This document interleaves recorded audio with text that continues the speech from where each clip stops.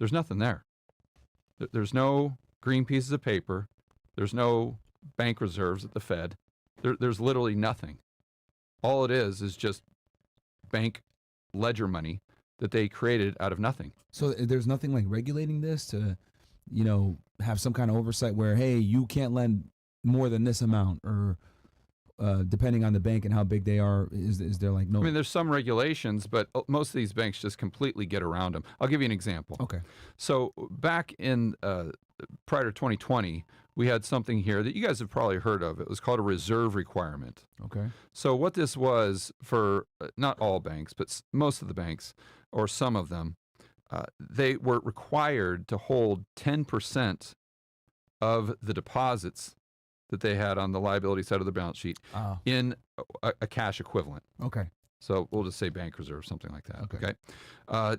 So that was the Fed's way of trying to rein them in. Gotcha. To make sure that we wouldn't have these bank runs, and to make sure that the system was quote unquote stable, because they figured, okay, it's very unlikely that enough people are going to want their money at one time, or to transfer their money, that they would need more than that 10%. Yeah, sitting in the. Yeah, the probability is very low that would happen. So we'll just figure that if we make this rule, the banks can abide by it, and then we can all sleep at night. Mm-hmm. But what happened is the banks in 1980 had 40 billion with a B, mm-hmm. in bank reserves, and that's what they had for the 10% reserve requirement, mm-hmm. right? And at the time, M2, which should have been the other number there, so you should add 10% of M2, was 1.5 million. Well, that in and of itself should have been, let's just say, 150, right? Mm-hmm. But then M2 went all the way up to 7.5. So what is M2 specifically? M2, basically, it's checking account, savings accounts, and currency in circulation. Okay. That's like all the different types of accounts that the bank would have, I guess. Yeah. So basically, when we're talking about those liabilities of the bank, where you could go down there and say, hey, I want to transfer my 100,000 to a different bank because it's in my savings account. Yeah. That would be a component of M2. Gotcha. Okay. Right? Sorry about that. So you're saying, okay. So so M2 goes from 1.5 trillion all the way up to 7.5 trillion in 2007. Okay. But the amount of bank reserves, it was supposed to be 10%. Yeah. That's supposed to be our safety blanket, mm-hmm. or our cushion. That went from 40 billion to 40 billion. Didn't change. Didn't change at all.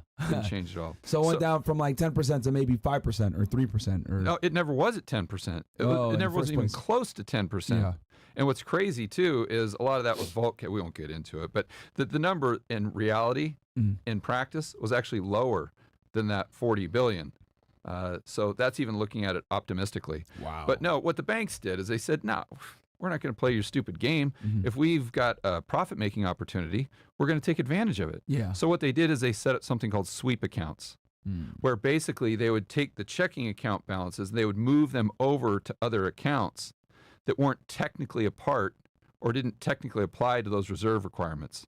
And the Fed just kind of looked the other way, because at the end of the day, the banks call the shots. The Fed doesn't call the shots. Gotcha. Wow. So the whole point there is so people realize that the only thing that's constraining banks from doing loans, or we can talk about derivatives all day long, but doing all these types of, let's just say, financial engineering to a certain extent, but a lot of it is helping the economy, assuming that it's productive lending, mm-hmm. which is debatable what percentage of bank lending is productive nowadays.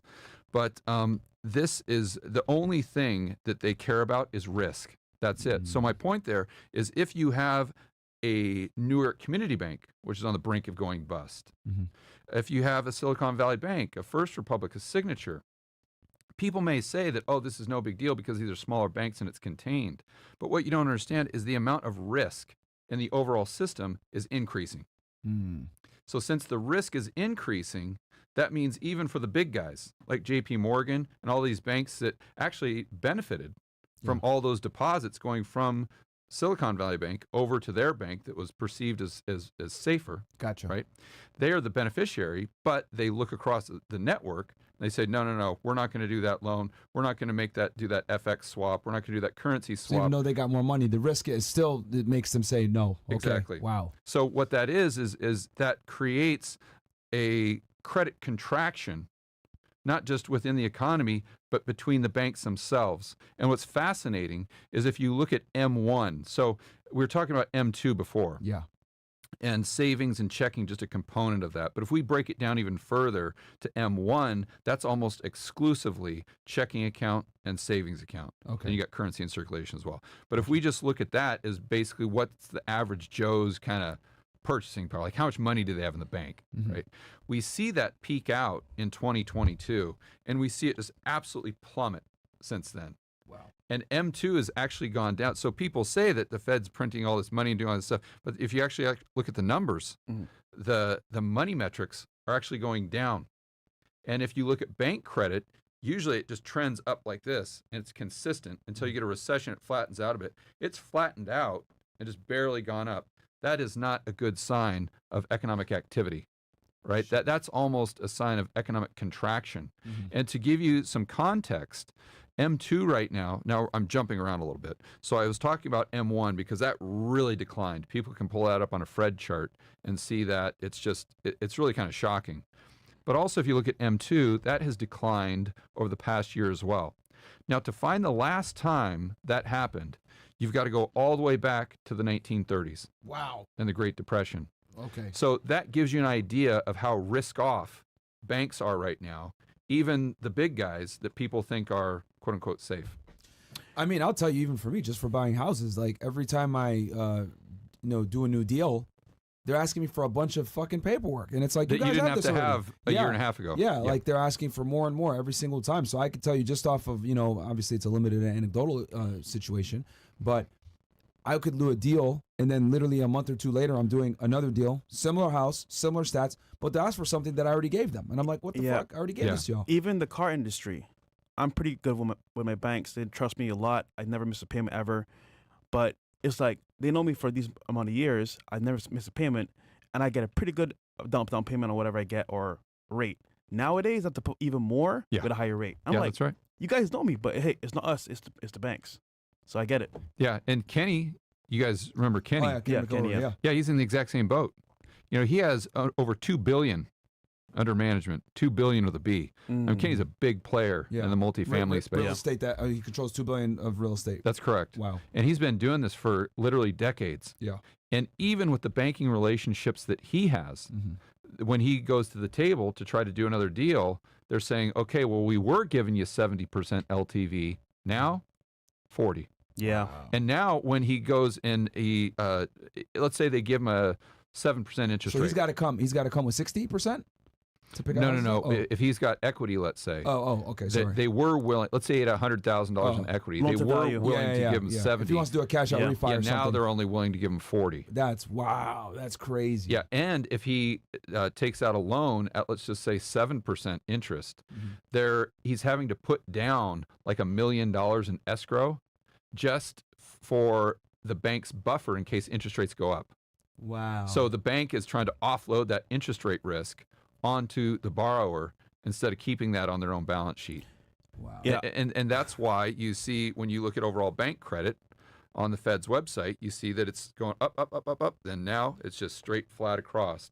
And again, that's not a sign of a healthy economy, because whether we like it or not, in a debt-based monetary system, it's kind of a synergistic relationship between the banking system and the economy. You can't really have a healthy economy without a healthy banking system. Yeah. And vice versa. So for the common folk that want to get loans for maybe property, a car, maybe any investments themselves, are you saying that it's going to be harder to get these investments going forward, or even right now? Yeah, it's getting harder. I think most of the people on the chat would have a similar experience, unless they're getting like a Fannie and Freddie loan. And the banks, I would imagine, are pretty consistent there because they don't keep that on their balance sheet. They just kind of, they flip that. So they're just taking like an origination fee like a mortgage broker. Gotcha. But outside of that, yes, I think loans are going to be more difficult to get. And, a lot of people say, well, what's going to be great is the Fed's going to drop interest rates in 2024 we're going to have this soft landing or no landing because we've seen the inflation rate go from 9.1% all the way down to where it is, let's say roughly 3.2, 3.3, something like that. Yeah. So if it continues to come down slightly, closer to the Fed's target at